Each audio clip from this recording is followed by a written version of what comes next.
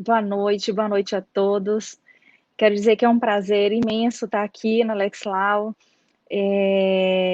diante, né, de duas profissionais de tanto renome, que é a doutora Elise e a doutora Lisiane, bem como a doutora Larissa, que já esteve aqui nos apresentando, me apresentando na realidade.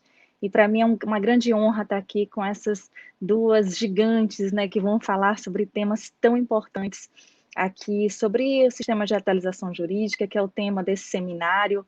E a doutora Elisa Tavares, que é juíza do trabalho, ela vai apresentar, ela vai falar sobre o tema vacinação compulsória, justa causa e direitos fundamentais. Doutora Elisa é juíza do trabalho da 12ª, do TRT da 12ª região, já foi juíza do trabalho da 14ª região,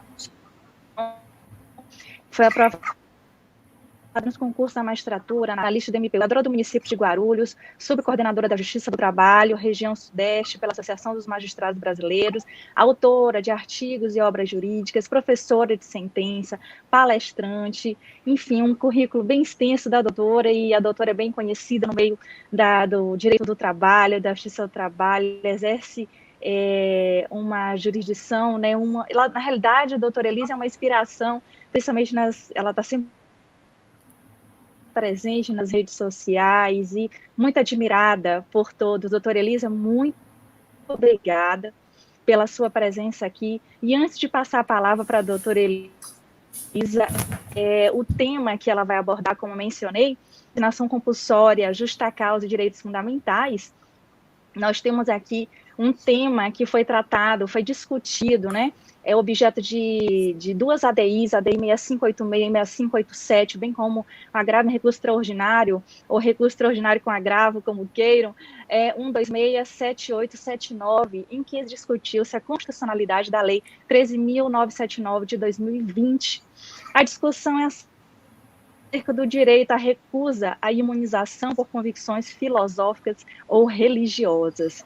Houve essa discussão em que o Supremo declarou aqui a constitucionalidade dessa lei, afirmando que sim, que pode impor a vacinação compulsória e que inclusive poderia impor medidas a essa vacinação, como proibição de frequentar determinados lugares, multa, e também deu essa autonomia para os nossos estados, municípios e Distrito Federal no que concerne a aplicação dessas medidas restritivas a quem não quiser, não se recusasse, né, a se vacinar compulsoriamente. Lembrando que a vacinação compulsória não é forçada, e tem o ministro Luiz Roberto Barroso, que eu achei bem pertinente, o relator do recurso extraordinário, que ele mencionou, né, que os direitos do cidadão, as suas convicções filosóficas, religiosas, morais, existenciais, são garantidas pela CF, sim, mas os direitos da sociedade prevalecem sobre os direitos individuais, bem como a ministra Carmen Lúcia mencionou o princípio da solidariedade, o direito social em relação à saúde coletiva, e a doutora Elisa, como juíza do trabalho, vai abordar bem essas questões no que concerne a justa causa ao direito do trabalho, em relação às demissões por justa causa, aqueles empregados que se recusam, né, doutora, a se vacinar, como que vai ser isso, como que está envolvida a nossa Constituição Federal, os direitos fundamentais, em relação a essa questão que foi tão debatida pelo Supremo. Doutora, mais uma vez, muito obrigada, quero dizer que eu sou sua fã, viu? Eu lhe acompanho e o seu trabalho é realmente extraordinário. Parabéns. Muito obrigada, querida.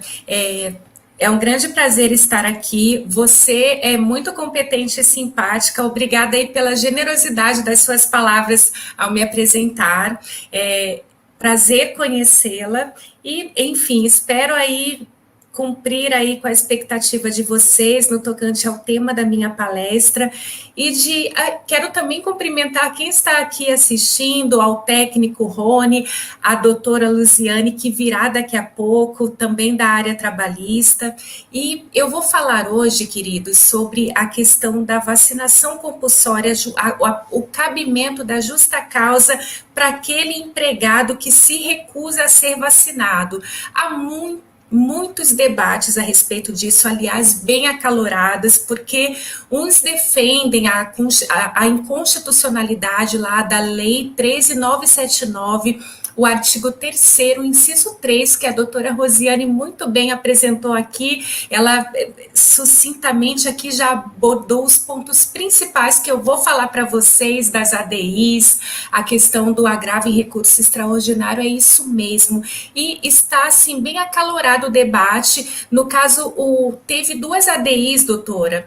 Aliás, eu falo com ela, mas para todos vocês em nome dela aqui a citando, mas enfim, falo a todos aqui. Teve as ADIs 6586, 6587, em razão justamente da vacinação compulsória. A Lei 13.979, ela prevê ali para enfrentar essa pandemia, essa questão de saúde pública de importância internacional. Essa lei, ela é a primeira lei tratando da Covid, reconhecendo como uma questão de saúde pública de importância internacional. Logo depois veio o decreto legislativo reconhecendo o estado de calamidade, mas enfim, essa lei veio também com base na declaração da OMS com relação a se tratar de uma pandemia, e essa lei veio como base para o enfrentamento da pandemia, essa questão de saúde pública de importância internacional. E lá no artigo 3º, prevê como uma das medidas para esse enfrentamento a vacinação compulsória, ou seja, então com base nisso tem lá a possibilidade de vacinação compulsória. Logo teve a ação direta de inconstitucionalidade a respeito do artigo 3º, inciso 3D dessa lei. E o que o Supremo entendeu com base na proporcionalidade ali dos direitos fundamentais envolvidos? Quais os direitos fundamentais envolvidos ali em jogo? A questão individual, o direito de intimidade ali, a liberdade de vacinação ou não, e a tutela da saúde coletiva, inclusive de quem não quer se vacinar. Então, eu falarei aqui, eu poderia ficar um dia inteiro só falando dessas ADIs, enfim, de cada tema, mas eu abordaria aqui sucintamente, até porque eu tenho tempo para palestra, mas eu estarei à disposição para dúvidas de vocês, enfim, pelo meu Instagram também, por aqui, pelo meu Instagram, para quem ainda não segue, é @juizaelisa_tavares, tudo junto, e sempre tem atualizações jurídicas lá, inclusive fiz live sobre isso, mas enfim, voltando aqui a nossa discussão. Teve essas ações diretas de inconstitucionalidade e o Supremo, com base ali na questão da proporcionalidade ali dos direitos fundamentais envolvidos, lembrando do critério ali do princípio da harmonização, nenhum direito fundamental é sacrificado por inteiro. Ali é afastado para aquele caso concreto, ou seja, não há o sacrifício de direitos fundamentais com base nesse princípio, mas o seu afastamento no caso concreto, quando não for possível que esse direito fundamental coexista com o outro que está, e justamente não coexiste porque estão em conflitos. Uma vez reconhecido esse conflito, escolherá ali para aquele para aquele caso concreto, qual deve prevalecer, mas com o menor sacrifício possível do outro. E o que entendeu-se? A vacinação compulsória é sim constitucional, até porque é uma questão de tutela da saúde coletiva. No entanto, não é constitucional a forçada, não se confunde. Primeira coisa aqui, compulsório e forçado não se confundem. Qual a diferença? O forçado seria pegar a pessoa ali, falando a grosso modo, né, pegar a força e levar no posto de vacinação. Isso não pode. A questão mano-militar, né? O que é constitucional é a vacinação compulsória. Tá. Então, qual que é a diferença, né? A diferença é que a restrição de direitos, embora não seja forçado, a restrição de direitos é aquele que podendo vacinar, se não vai. O que seria essa restrição de direitos? É isso que o Supremo entende pela constitucionalidade e, inclusive, determina-se que os entes políticos, Estado, o Distrito Federal, municípios e a União pode editar leis restritivas de direitos. E querem um exemplo muito assim, muito análogo com essa questão da restrição de direito a quem não exerce um direito fundamental? O voto. O voto, ele é compulsório aos maiores de 18 anos, mas alguém obriga, vai lá na casa de quem não quer votar e leva para votar? Não. Porém, quando essa pessoa vai lá, precisa, por exemplo, foi aprovada num concurso, que precisa ali da certidão negativa junto à Justiça Eleitoral, está lá constando essa restrição. Ela pode ter restrições, por exemplo, não assumir um cargo público em razão de não ter votado. Então, essa questão do voto é uma situação muito análoga, ou seja, ninguém obrigou ali a força, não foi a força, a questão humano-militar, porém é compulsório com a consequência de restrição de direitos. E a mesma coisa a questão da vacinação compulsória. Inclusive, querem um exemplo? O município de Niterói tem uma lei, no caso, quem não se vacina contra a Covid tem a restrição de direitos lá no tocante a questão de benefícios lá, benefícios do município, benefícios assistenciais do município, ou seja, o município de Niterói editou uma lei própria com essa restrição específica de direito e tem amparo constitucional aí. O Supremo entendeu que o artigo 3, inciso 3, letra D, é constitucional, ou seja, podem os entes políticos, e no tocante aos particulares, né, eu falei dos entes políticos, e no tocante aos particulares, afinal de contas, o que estamos falando aqui pode envolver, claro, a administração pública, mas a administração pública indireta, lembrando que a questão da vacinação compulsória, justa causa, aqui eu estou tratando dos empregados, que abrange os empregados públicos pelo artigo 173 da Constituição. Lembrando que os empregados públicos são de empresas públicas e sociedades de economia mista, ou seja, que tem aquela junção do capital público e do capital privado, e pelo artigo 173 da Constituição aplicam-se normas, por exemplo, o Código Civil, para-se ali para fins da atividade comercial, as normas ali relativas à exploração da atividade econômica pelos particulares. Nesse caso, também aplica-se à administração pública porque está explorando a atividade econômica. Nesse caso, então, são empregados públicos, embora prestem concurso, são empregados públicos e aplica-se a eles a CLT. Então, no caso, quando eu falo aqui em particulares, abrange esses empregados públicos aí, sociedade de economia mista e empresa pública. Mas voltando aqui à questão, o Supremo, então, decidiu pela constitucionalidade. Então, com base nisso, alguns entendem do cabimento da justa causa para aquele que se recusa a ser vacinado. Afinal de contas, o empregador, ele tem uma série de obrigações legais, está ali na CLT, artigo 157, 158 da CLT, e muito mais importante que a CLT, o que lhe dá supedâneo constitucional ali, o artigo 225, que trata do meio ambiente, e juntando ali, no caso, fazendo a junção do artigo 225 com o 220, inciso 8 da Constituição, o que se tem? Que o meio ambiente compreende o meio ambiente do trabalho. O meio ambiente é dever da sociedade, do Estado, dos particulares, enfim. E o meio ambiente compreende do trabalho. Inclusive, a saúde ali, uma das atribuições do SUS é cuidar do meio ambiente que está ali expressamente abrange do trabalho, ou seja, o direito de saúde do trabalhador ali também é uma obrigação do SUS, uma obrigação do Estado.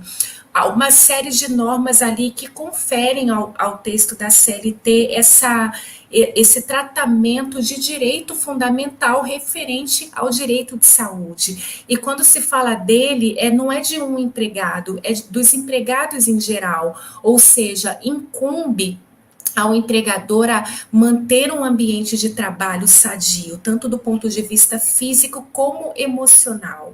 E nesse ambiente de trabalho sadio, tem lá várias obrigações legais e administrativas, não só legais, como administrativas ali de normas regulamentares do Ministério do Trabalho de segurança do trabalho para o empregador, como também para o empregado que não cumpre, ele está sujeito a penalidades. E a própria CLT, em seu artigo 158, prevê expressamente a possibilidade do empregado, por exemplo, que se recusa reiteradamente a utilização de equipamentos de proteção individual, os EPIs, ele pode ser dispensado por justa causa. Até porque, queridos, não, veja bem, qual seria a eficácia, digamos assim, de você impor uma obrigação ao empregador, porém, para que essa obrigação ela de fato se cumpra, o empregado tem que atendê-la.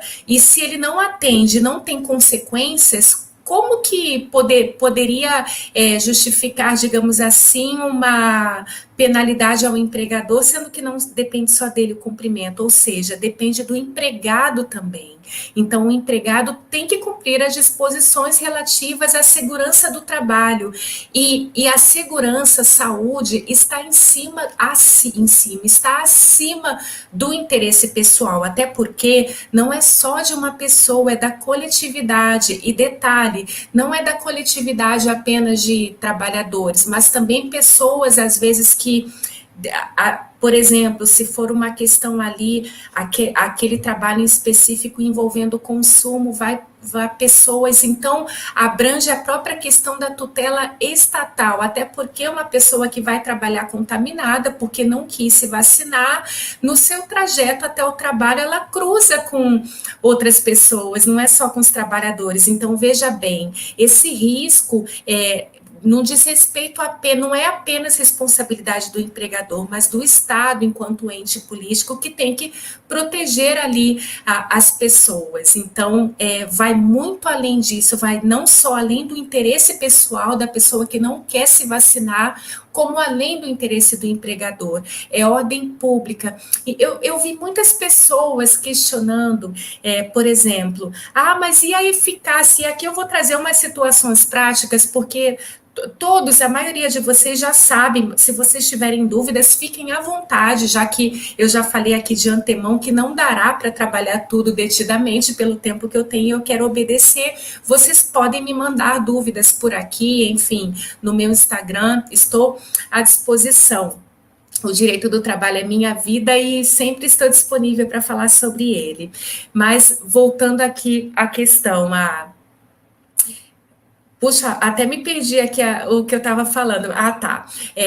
Falei aqui sobre questões práticas aqui importantes de serem debatidas que eu vi falarem muito. Por exemplo, teve uma decisão paradigma, uma sentença paradigma no TRT2 de São Paulo. É o maior tribunal do país. E talvez até isso tenha contribuído, às vezes nem foi a primeira decisão, né, no caso mantendo a justa causa porque o empregado não quis se vacinar, mas por ser o maior, enfim, acabou gerando uma repercussão e no caso o juiz entendeu manteve a justa causa, era uma eu já observo aqui a vocês que eu não estou aqui, eu não vou falar sobre decisão de colega, tá? Eu estou falando aqui para fins acadêmicos, farei um resumo só para vocês entenderem o contexto aqui em específico da recusa.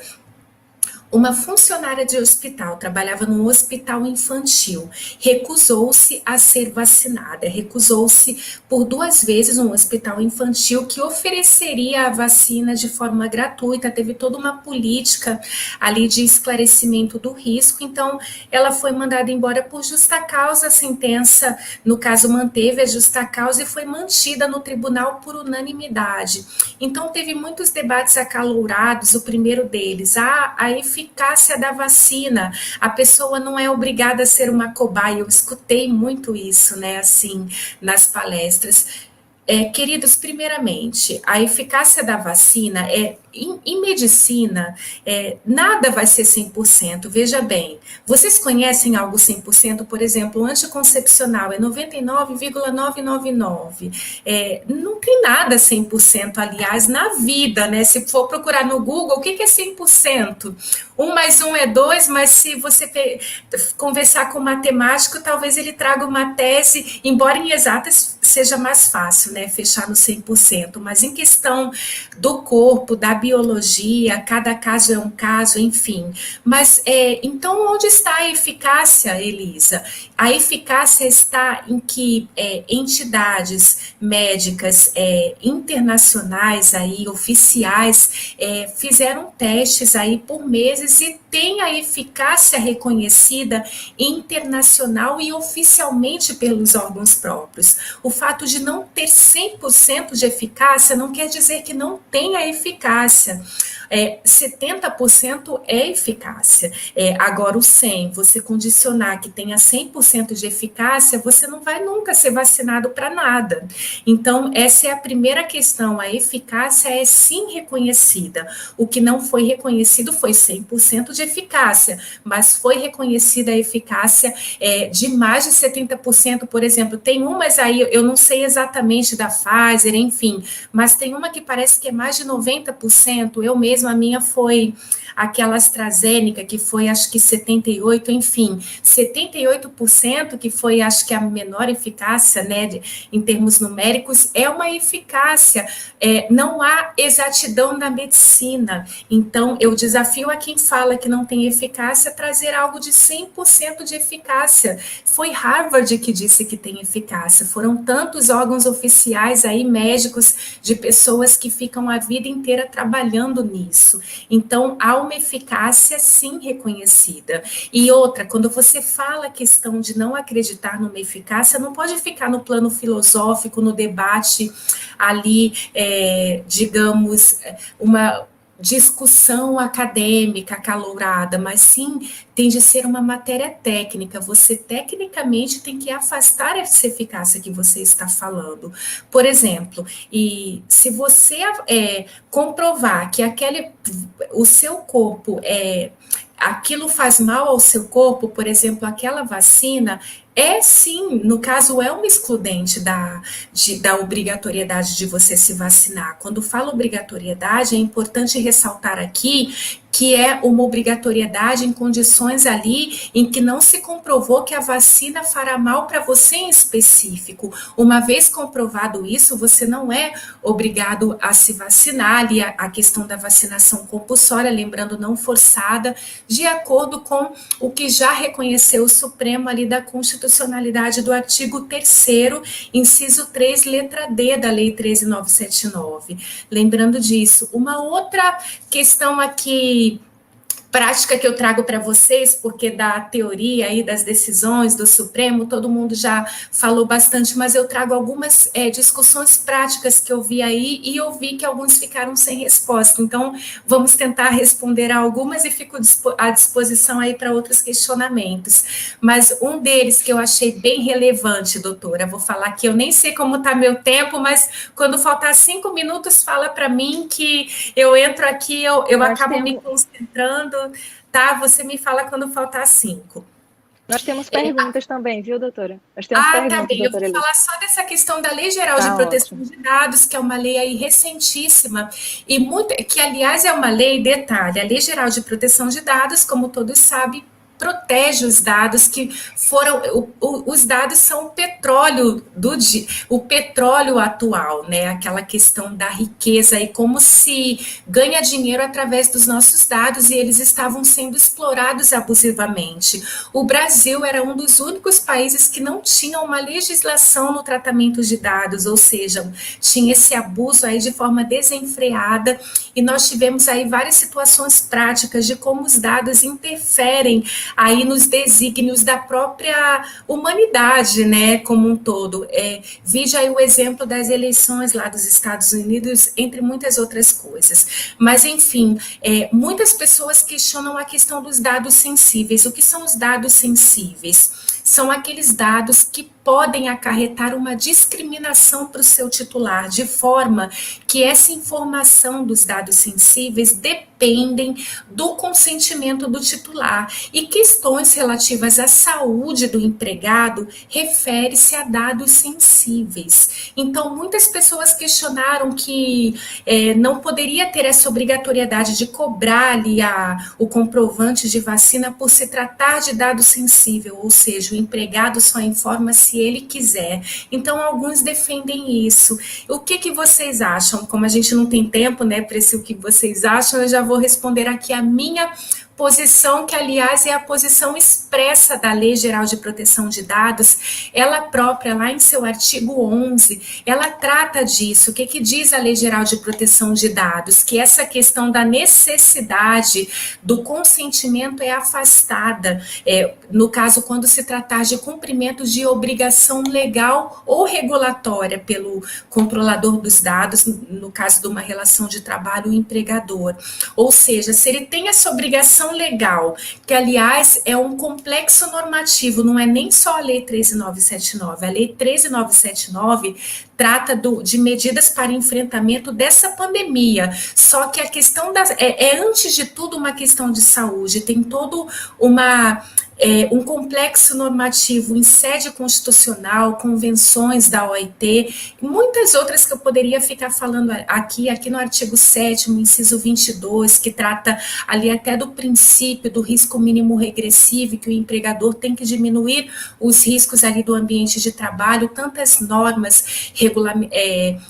regulamentares que o empregador tem que cumprir, enfim, que também daria um dia só de palestra sobre esse tema.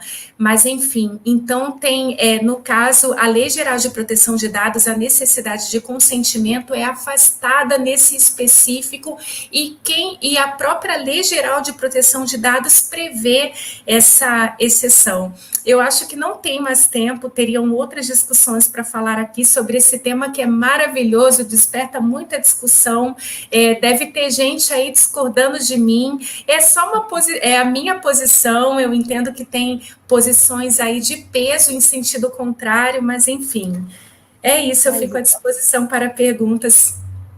Mas esse é o debate, né, doutora Elisa? Essa é a intenção, é justamente proporcionar que as pessoas possam questioná-la, sim. E é muito importante saber da sua posição. E primeiro quero parabenizá-la, né, pela explanação, que foi incrível. A senhora conseguiu realmente abordar de forma ampla e sucinta, né, nesse tempo que foi desafiador para a senhora, tá abordando enfim, um assunto tão curioso e tão em voga, tão atual, num curto intervalo de tempo. Mas parabéns. Mas, doutora, nós temos aqui uma pergunta. Perdão, a senhora quer falar? Não, vou colocar um grão de salzinho para a reflexão do pessoal. Claro. Tem muito que se discutir, a gente pensa, é só a questão da justa causa, mas nós estamos aí, a Covid, a questão da pandemia, trouxe a abertura para o mundo novo profissional. Então, houve uma extensão muito grande, por exemplo, do home office. Então, e a convenção da OIT 155, por exemplo, ela fala que é responsabilidade do empregador onde o empregado está trabalhando, e isso envolve onde ele pratica o home office, que pode não ser de casa, no caso o home office é de casa, mas ele é uma espécie de teletrabalho que é fora do ambiente do empregador. Então, veja bem, até a questão não só na empresa, mas com base nessa convenção 155 da OIT, a interpretação que se faz é não só no ambiente de trabalho, mas pelo fato de ter um contrato de trabalho, o empregador pode sim obrigar a comprovação de vacina, porque afinal de contas ele é responsável pelo ambiente de trabalho dentro da empresa ou fora dela, isso está lá na Convenção 155 da OIT. Então até no home office não pode a pessoa simplesmente pensar, eu não estou na empresa, então não pode me obrigar a se vacinar, não é bem assim. Muito só mais um grão de salzinho aí para discussão. Sim, doutora, e tem uma pergunta do doutor Rodrigo Camargo, delegado, que ele pergunta o seguinte, Essas regras, doutora Elisa, se aplicam a servidores públicos regidos pelo sistema seletista?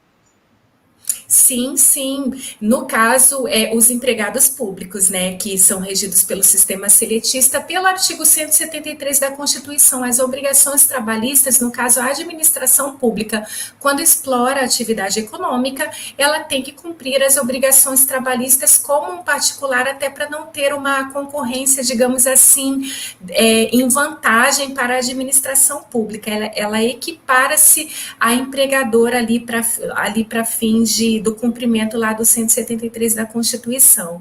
Então, essas obrigações, e só mais uma observação, eu estou falando aqui para fins da CLT, mas veja bem, a Lei 13.979 trata de todos. Eu estou falando aqui da CLT, mas essa lei, ela trata de todos. E quando o Supremo, quando tratou da questão da 6586, 6587, a própria Lei 13.979, ela não fala para o contrato de trabalho, ela fala medidas para o enfrentamento da Covid, para todos os cidadãos. Então, muitos falaram, o juiz é muito fácil falar justa causa porque ele não pode ser mandado embora por justa causa, mas veja bem, eu posso sim, eu estou sujeita sim, eu tenho a compulsoriedade em relação à vacinação, estou sujeita a medidas restritivas do meu direito também, que aqui eu discuti em específico no contrato de emprego, porém, quem não está sujeito a um contrato de emprego, servidor público estatutário,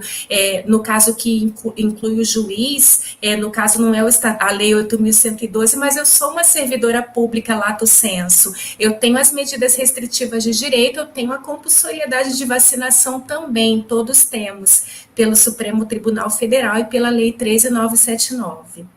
Então, nesse caso, doutora, poderíamos dizer que poderia sofrer um PAD, né? Um servidor público que não quisesse, que se recusasse, né, a se vacinar, essa vacinação compulsória, ele poderia vir a sofrer um processo administrativo?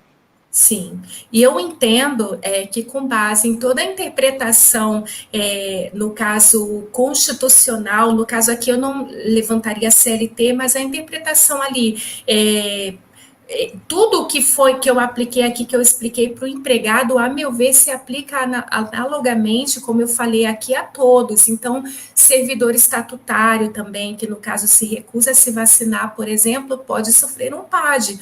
Afinal de contas, ele está... É a mesma... Veja que são... semelhança de fatos e identidade de valores, não é verdade? Então, você aplica analogicamente a situação aqui que eu explanei. Eu falei sobre a CLT porque eu fui em específico, mas, na verdade, a premissa é da Constituição e ela se aplica a todos. Sim.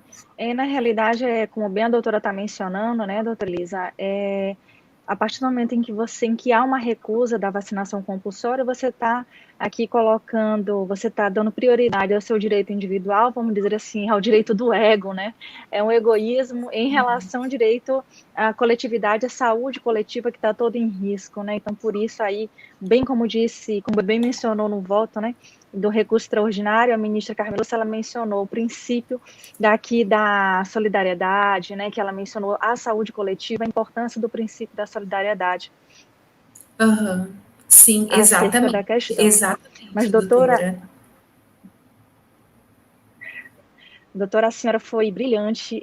Nós não temos mais perguntas, pelo menos aqui não me foi repassada, mas a senhora foi realmente fantástica na explanação. Muito obrigada por ter explanado o tema com tanta maestria, um tema bem complexo, curioso e de extrema atualidade que nós estamos vivendo até hoje, né, doutora? Infelizmente, mas estamos passando, com fé em Deus, vamos passar com e certeza. tudo vai voltar ao normal. Com Muito fé em Deus. obrigada, doutora. E gostei muito aí da sua apresentação, me deixou extremamente à vontade. Ah, que bom, doutora, eu fico muito Foi um feliz. prazer conhecê-la. Eu, mais uma Prazer vez, todo meu. Muito obrigada. um beijo para vocês e vou ficar aqui assistindo a próxima. Um beijo, doutora. Eu lhe sigo, viu? Ai, bacana, muito obrigada. Um abraço a todos que estão assistindo. Muito obrigada pela atenção.